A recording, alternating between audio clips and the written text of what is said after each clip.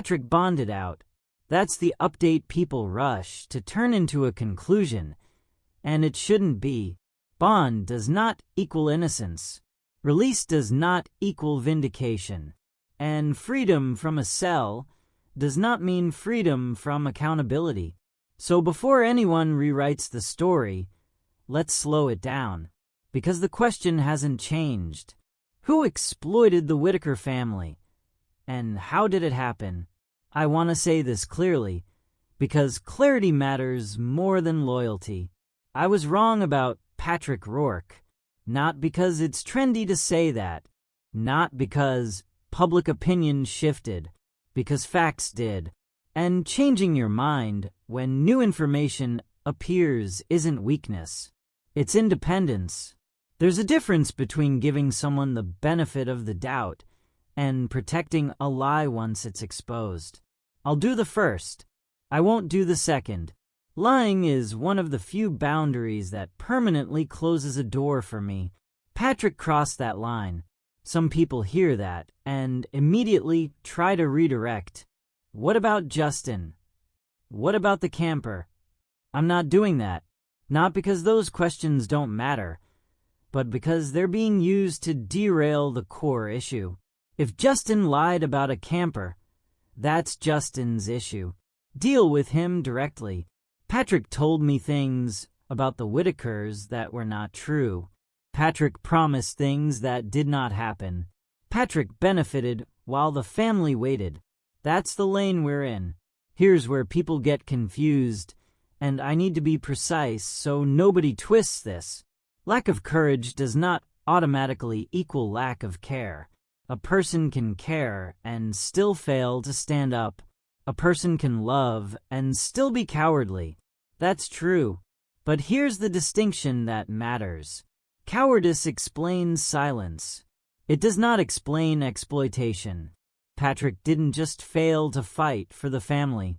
He took from them. And taking from a family while claiming to care for them is not cowardice. It's something else entirely. Let's remove Patrick's name for a moment. Call him John Doe. John Doe says he's going to pay a family for content that uses their lives, their vulnerabilities, their image. John Doe doesn't pay them. Instead, other people step in and cover debts John Doe said he would handle. Then John Doe borrows money from supporters, money he never intends to pay back, under the banner of helping the family. Where does some of that money go? To John Doe, not to the family. That's not confusion. That's not delay. That's not miscommunication. That's misrepresentation.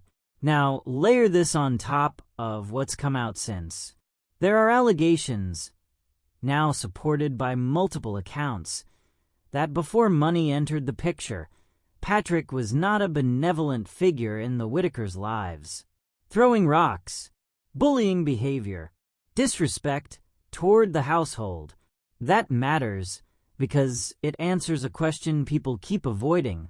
How does someone go from tormentor to protector? Money. Money changes incentives.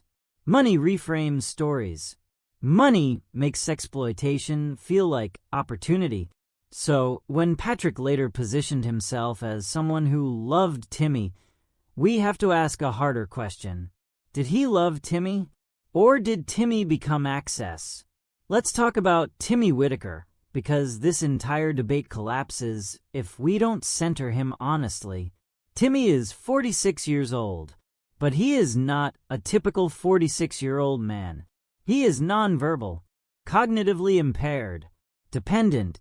He cannot advocate for himself in the ways people online pretend he can. So, when people say, Timmy knew what he was saying, or Timmy understood everything, they're not being charitable. They're being reckless. Understanding a moment is not understanding consequences. Compliance is not consent. And consent is not legally available to Timmy in the way it is to others. That's not an insult. That's reality. Patrick took Timmy places. That part is true. But look closer. They were places Patrick wanted to go.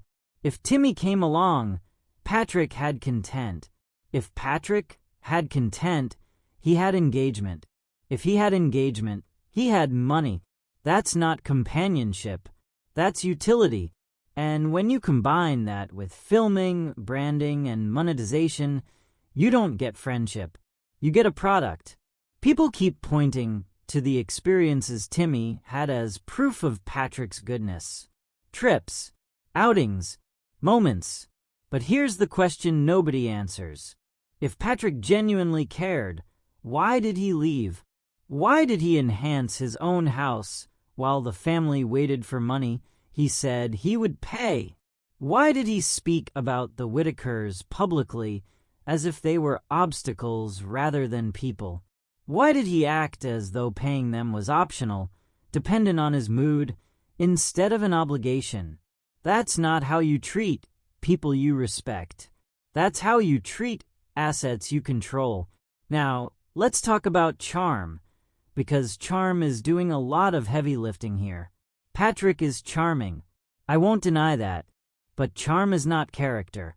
Charm is a tool. And when charm disappears the moment someone questions you, that tells you exactly what role it was playing. Many of you know this personally. When you stopped praising Patrick, when you asked hard questions, when you couldn't give him what he wanted, the tone changed. Insults came out. Degradation followed. Respect vanished. That pattern doesn't belong to someone who cares. It belongs to someone who tolerates you only while you're useful. Now we have to widen the frame, because Patrick didn't operate alone. Which brings us to Eric Carroll. I want to be very clear here, because people love to flatten this. Agreeing with criticism of Patrick does not require pretending Eric is innocent. I don't believe Eric is innocent, not because I need a villain, but because we watched behavior. We saw lies. We saw bad conduct. We saw family separation. We saw money stop flowing once attention dipped. A month before, great family. I'll do everything for them. Once money slowed, trash the family. Walk away. Disappear. That's not coincidence. That's conditional care. Here's something people misunderstand about critical thinking. I don't have to agree with everything someone says to agree with some of it. That doesn't make me a flip-flopper. It makes me selective. If that concept is confusing, that's not my problem. I'll give people the benefit of the doubt until they prove they don't deserve it. Patrick proved that. Eric hasn't proven innocence either. Both things can be true, and now Patrick is out on bond. Some people are celebrating that. Others are funding his commissary. Ask yourself why. Why is there always a group willing to support someone who benefited from exploitation, while the vulnerable are left behind? Why does sympathy flow upward to the abuser and not downward to the family? That's not loyalty. That's desperation dressed up as devotion. Here's the part one won't soften. Supporting Patrick now is not a neutral act. It's a choice. A choice to comfort someone who already took too much, while the Whittakers are still paying the price. If that's what love looks like to you, ask yourself a hard question. Would you want your daughter treated that way? Because standards don't change just because the victim is poor, disabled, or unpopular. This story isn't about popularity. I don't care about being popular online. I care about being honest. And the honest truth is this. Patrick didn't care about the Whittakers the way he said he did. Eric played a role in enabling the collapse. Timmy was used. Bond doesn't change that. Does bonding out change anything for you? Or does accountability still matter more? If you want to understand who exploited the Whittaker family, you don't start with personalities. You start with money. Because money doesn't argue back. It doesn't explain itself. It doesn't get emotional. It simply shows you who had leverage and who didn't. And once you follow that trail, the story becomes much harder to romanticize. Let's clear something up immediately. Exploitation does not require stealing everything. It only requires controlling enough to delay, enough to decide timing, enough to create dependence, enough to position yourself as the gatekeeper between need and relief. That's how exploitation works in the real world. Quietly, incrementally, under the language of help. Patrick said he was going to pay the Whittakers. That's not disputed. That's not interpretation. That's a promise he made repeatedly. He didn't. Instead, the family waited. And while they waited, other people stepped in, donors, supporters, viewers, and paid debts Patrick said he would cover. That moment matters more than people realize. Because once others are paying what you promised to pay, you are no longer helping. You are borrowing credibility. Here's the question nobody wants to answer honestly. If Patrick truly intended to pay the Whittakers, why didn't he step back from content until he did? Why continue filming? Why continue monetizing? Why continue presenting himself as their advocate? Because stopping content would have meant stopping income. And stopping income would have meant losing control. Now, let's talk about borrowing. Patrick borrowed money from supporters, not for emergencies, not transparently, not with clear repayment plans. And multiple people now say, independently, that repayment was never intended. That matters because borrowing under false pretenses is not help. It's leverage acquisition. When you borrow money while positioning yourself as the intermediary for a vulnerable family, you're not just taking funds, you're taking trust. And where did some of that money go? Not to the Whittakers, to Patrick. This is where people get uncomfortable and start reaching for excuses. Well, he had expenses. Well, he was stressed. Well, things happen. No, expenses don't justify misrepresentation. Stress doesn't justify delay without disclosure. Things happening doesn't justify silence. Because here's the standard that matters. If the money was for the family should not have been the last to receive it. That's it. Now let's widen the frame. Patrick didn't just control money. He controlled timing. He decided when the Whittakers got help, when they had to wait, when promises were postponed, when excuses were offered. That's power. And power exercised over people who are poor, disabled, and dependent is never neutral. It creates hierarchy. Let's talk about content again, because money and content are inseparable here. The Whittakers were not just beneficiaries. They were the product. Their lives, their hardships, their vulnerability. That content drove engagement. Engagement drove donations. Donations flowed through intermediaries. And the family, they waited. That's not charity. That's extraction. Now add Eric Carroll back into the picture, because Patrick did not manage this environment alone. When people say, Eric denies guilt, they're again answering the wrong question. The question isn't guilt. The question is function. Who helped maintain the system once money started slowing? Who helped manage perception? Who helped distance the family when they became inconvenient? Who helped normalize delay? You don't need criminal intent to enable exploitation. You only need to keep things running. Here's the pattern that keeps repeating. As long as money flowed, the family was great. As long as engagement stayed high, help was promised. As long as content performed, optimism was sold. When money slowed, tone changed. Blame appeared. Distance grew. Support vanished. That's conditional care. And conditional care is not care. People keep saying, but Patrick did things for Timmy. Yes, He took him places. But here's the uncomfortable truth. They were places Patrick wanted to go. And if Timmy came along, Patrick could justify the trip as benevolence while filming it for content. So, whose experience was it really? Timmy's or Patrick's? Subsidized by Timmy's presence?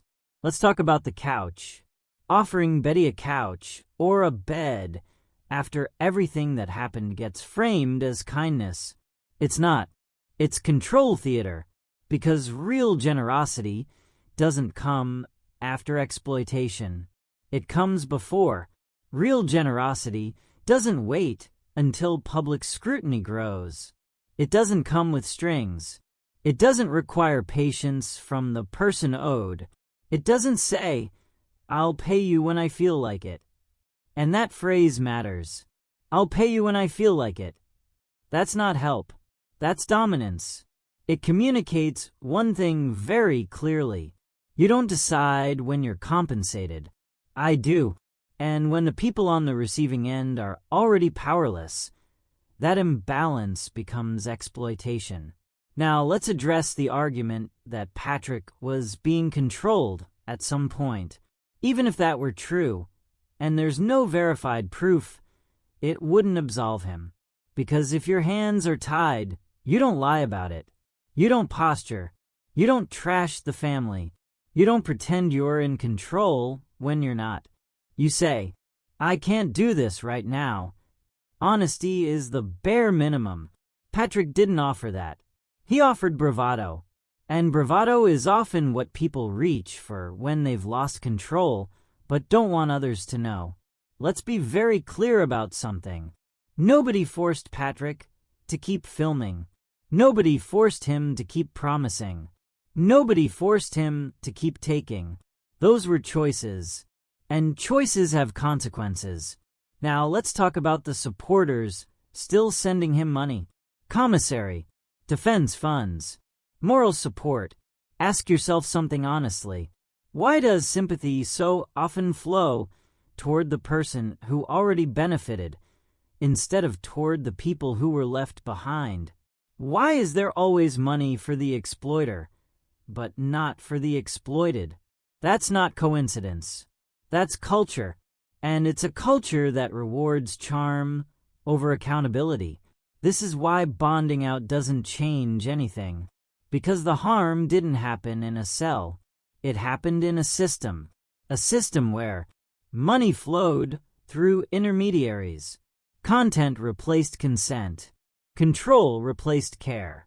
Timing replaced obligation. Patrick was part of that system. Eric helped maintain it. And Timmy was trapped inside it. So when people ask, who exploited the Whittaker family? The honest answer is not a single name. It's a structure that allowed money to outrun ethics, that allowed content to outrun consent, that allowed control to masquerade as care. If both Patrick and Eric played roles, why did so many people defend them for so long? And what does that say about how exploitation hides in plain sight? Because understanding that is the only way to stop this from happening again. Is controlling money the same as helping? Or is it the first step toward exploitation? If this story were simple, it would have collapsed a long time ago. It didn't, because exploitation rarely survives on secrecy alone. It survives on belief. Belief that someone means well. Belief that intentions matter more than outcomes. Belief that questioning help is cruelty. And that belief system protected both Patrick Rourke and Eric Carroll far longer than the Whittaker family was protected. That's the part we have to face now. The comfort of a simple story. People don't defend exploitation because they love harm. They defend it because they love simple stories. A story where someone stepped in, someone helped, something good happened, and you got to be part of it.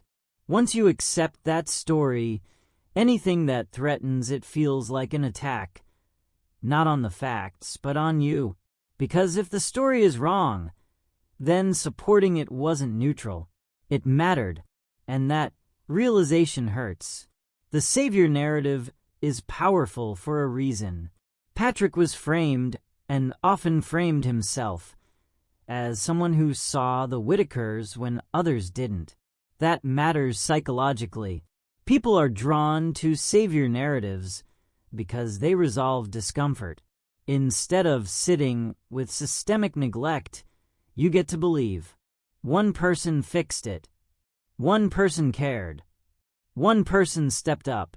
That narrative is emotionally satisfying. It's also dangerous, because savior stories don't require accountability. They require gratitude.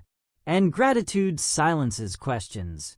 Why questions felt like attacks? When people raised concerns about money, consent, filming, delays, the reaction wasn't curiosity. It was hostility. Why? Because those questions threatened the emotional investment people had already made. If Patrick wasn't helping, then donations might have been misused. Trust might have been misplaced. Criticism might have been justified. And that's a lot to absorb. So instead of reassessing the structure, people defended it. The role of proximity and familiarity.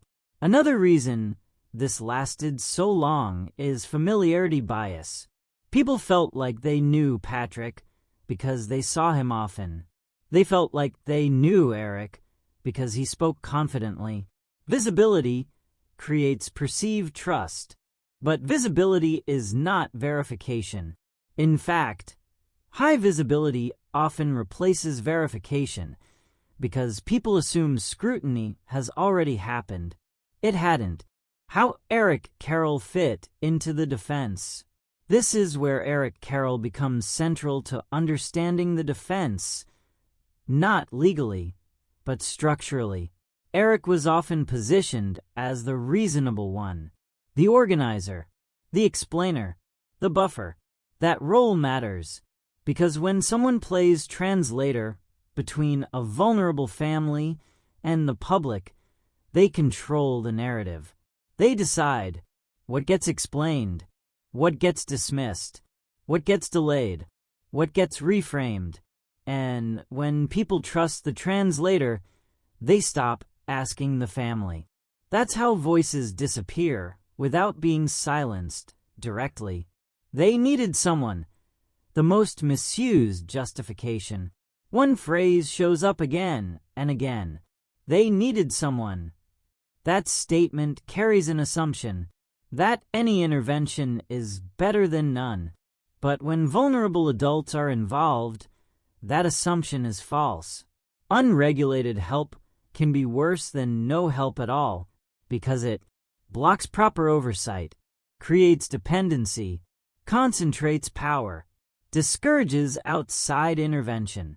Once a system forms, outsiders assume it's handled. And that assumption leaves families trapped. Why Timmy's silence made this easier. This is the part nobody wants to say out loud. Timmy Whittaker couldn't object. He couldn't complain publicly. He couldn't correct the narrative. He couldn't refuse participation in a way people would respect. So his silence was misread as agreement. That's not consent. That's vulnerability. And vulnerability is exactly what exploitation depends on. How filming normalized control. Once filming became routine, control felt normal. Where Timmy went, what he did, how he was presented, those decisions were no longer questioned. They were expected. And when control becomes routine, people stop seeing it as power. They see it as care. That's the most dangerous transformation of all. The "at least he got experiences" argument. This defense deserves special attention. People say, at least Timmy got to go places. At least he had fun. At least something good came out of it. That argument would never be accepted for a child. It shouldn't be accepted here either, because experiences do not justify exploitation. Taking someone places while controlling their image, money, and access is not generosity. It's transactional. Why bonding out reignited the defense? When Patrick bonded out, it gave defenders something familiar to grab onto: relief, hope, vindication fantasies. People want resolution, even false resolution, more than uncertainty. So they read bond as proof, as momentum, as validation. It wasn't. It was procedure. But procedure feels like progress if you're desperate for the story to end well. The hard truth about loyalty: some people stayed loyal not because Patrick was right, but because leaving would mean admitting they ignored red flags. That's not stupidity. That's human nature. But it doesn't change the outcome. The Whittakers were still harmed. Timmy was still used. Money still flowed the wrong way. Loyalty doesn't undo that. How exploitation stays invisible. This is the pattern that keeps repeating. Everywhere, vulnerable people gain attention. Helpers step in without structure. Money begins to flow. Control concentrates. Questions get framed as attacks. Defenders form. Harm becomes normalized. By the time the system cracks, people are too invested to see it clearly, until arrests happen, until families speak out, until money stops. Why this wasn't obvious, and why that matters. It's easy to judge in hindsight, but the lesson here isn't people were stupid. It's this: exploitation is most effective when it looks like help, sounds like care, and rewards belief. That's why it lasted. That's why it was defended. And that's why understanding this matters more than condemning one person. What this means going forward: if people only blame Patrick, they miss the system. If people only defend Eric, they miss the outcome. If people only argue intention, they miss impact. And if people only focus on bond status, they miss everything that already happened. Where this leaves us, at the end of part 3, the picture is clearer and more uncomfortable. Patrick didn't act alone. Eric didn't operate in isolation. Supporters didn't mean harm, but harm still happened. And it happened because belief replaced verification. What accountability actually looks like now, and why moving on without standards guarantees this happens again. Because this story doesn't end with release. It ends when the rules change. Why do you think people defend systems longer than they defend victims? Fear, guilt, or loyalty? This is the point where most stories try to wrap themselves up. Patrick bonded out. Statements were made. Sides were chosen. And now there's pressure, subtle but constant, to move on. That instinct is understandable, but it's also dangerous. Because moving on without accountability doesn't heal anything. It just resets the conditions for the same harm to happen again. So let's be very clear about what accountability means now, in real terms. Not emotionally, not symbolically, but structurally. Accountability is not the same as punishment. This is where people immediately get defensive. They hear accountability and assume it means jail forever, public shaming, cancellation, revenge. That's not what we're talking about. Accountability is about alignment between actions and consequences. It asks, who had power? How was it used? What guardrails failed? What must change so this can't repeat? You can have accountability even if no one goes to prison. And you can have punishment without accountability if nothing changes. Why bonding out changes nothing structurally? Let's say this plainly. Patrick being free on bond does not undo unpaid promises, monetized content, delayed compensation, controlled access, misrepresentation. Bond is a procedural step, not a moral statement. It doesn't answer who controlled the money, Who controlled the narrative? Who controlled Timmy's access? So if people treat bonding out as closure, they are skipping the entire story. Accountability starts with naming the harm correctly. Before anything else, the harm has to be described honestly, not softened, not reframed, not diluted. The harm was not misunderstanding, drama, internet beef, good intentions gone wrong. The harm was exploitation of vulnerability. That doesn't require evil intent. It requires imbalance. And imbalance was everywhere here. Centering Timmy is non-negotiable. Every conversation that drifts away from Timmy Whittaker becomes suspect, because Timmy is the one person who could not consent, could not object publicly, could not negotiate terms, could not walk away. So any system that benefits others while limiting his agency is automatically flawed. Accountability means admitting this without qualification. Not, but he seemed happy. Not, but he got experiences. Not, but others benefited too. Those are deflections. Accountability requires separating roles from intentions. This is where Eric Carroll comes back into focus. People keep arguing about whether Eric is innocent. That framing misses the point. Accountability doesn't ask, did Eric wake up wanting to exploit someone? It asks, what role did Eric play once exploitation became possible?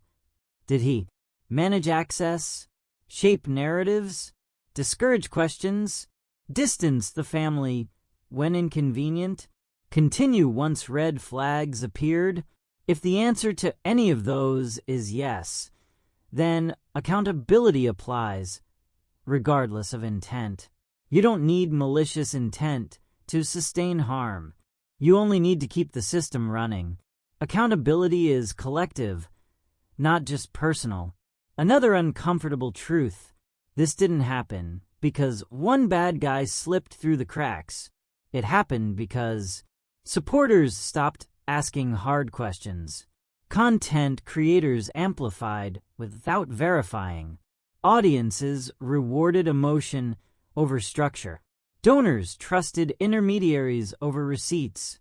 That doesn't make everyone guilty, but it does mean everyone has responsibility to learn.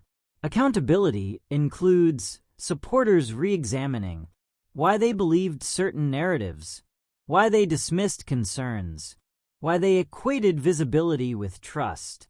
If those patterns don't change, the next vulnerable family will face the same fate.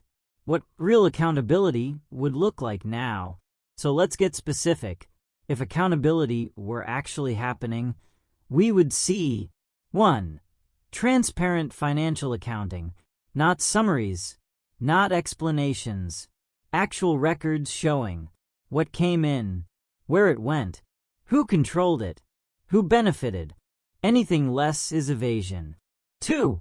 Clear acknowledgement of power imbalance, an explicit admission that Timmy could not consent. Filming created leverage. Money created dependency without minimizing language. 3. Public commitment to new standards. No more. I'll do better. Actual rules. No filming vulnerable adults. No private donation routing. No exclusive access. No intermediaries without oversight. 4. Space for the family's voice. Not filtered, not translated, not curated. If the family chooses silence, that should be respected, but their voice should never be replaced. Why everyone makes mistakes isn't enough. People often reach for forgiveness language too early. Everyone makes mistakes. We all learn. Let's move forward. Those phrases sound mature, but when used prematurely, they become tools to avoid responsibility. Mistakes can be forgiven after accountability. Learning happens after harm is acknowledged. Skipping those steps guarantees repetition. Why popularity can't be the deciding factor. Another reason accountability stalls is fear. Fear of backlash. Fear of losing audience. Fear of losing community.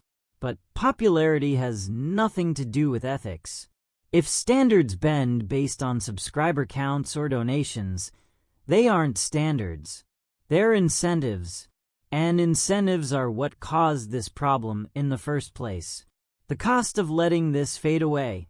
If this quietly fades, here's what happens next. Another vulnerable family gets attention. Another helper steps in without structure. Another donation pipeline forms. Another audience believes. Another Timmy gets used. And everyone says, this time it'll be different. It won't be. Not unless the rules change. Accountability is a boundary, not a grudge. This is important to say. Accountability does not mean endless punishment, obsession, refusal to heal. It means boundaries. It means saying, this behavior is not acceptable. This structure will not be repeated. This harm will not be minimized. Then you move forward with safeguards. Where this leaves us.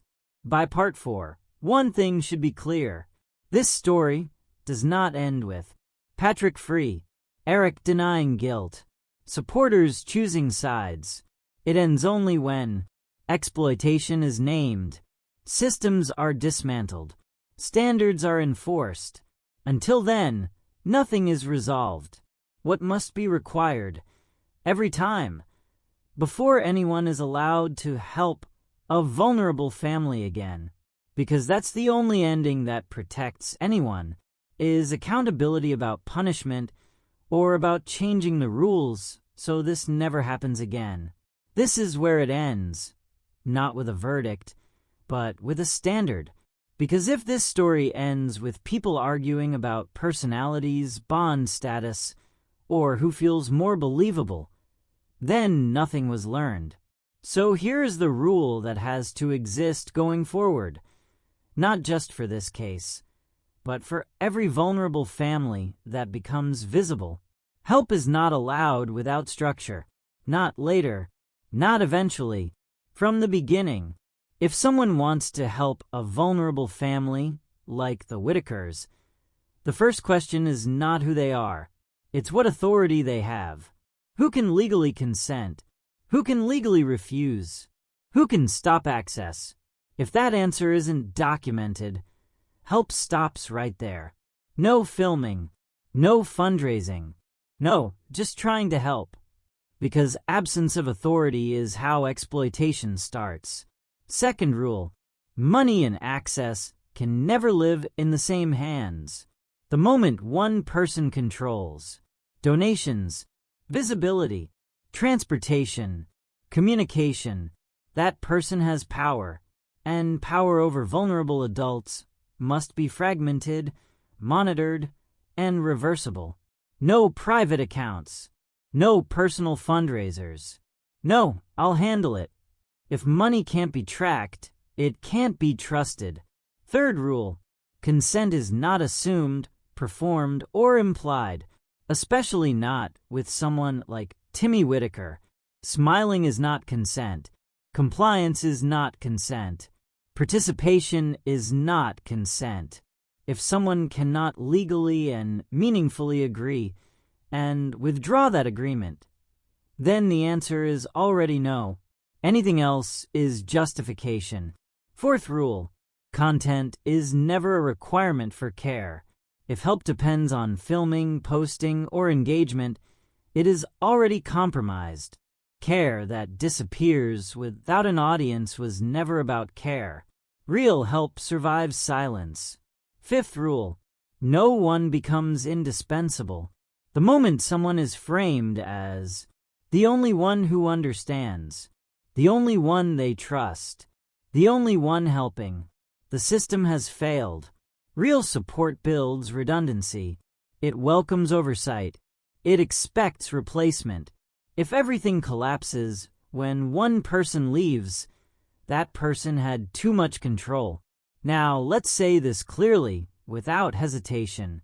Patrick bonding out doesn't answer these questions. Eric denying guilt doesn't answer these questions. Patrick Rourke and Eric Carroll are part of the story, but the real issue is the absence of enforceable boundaries that allowed both of them to operate. That's the failure. So here's the final truth. This wasn't just about one bad actor. It wasn't just about one enabler. It was about a system that rewarded visibility, charisma, and control, while sidelining consent and accountability. And until that system is rejected outright, this will happen again. Different names, same pattern. This story only means something if the rule changes. No structure, no access. No authority, no filming. No transparency, no money. Anything less is not help. It's harm waiting for applause.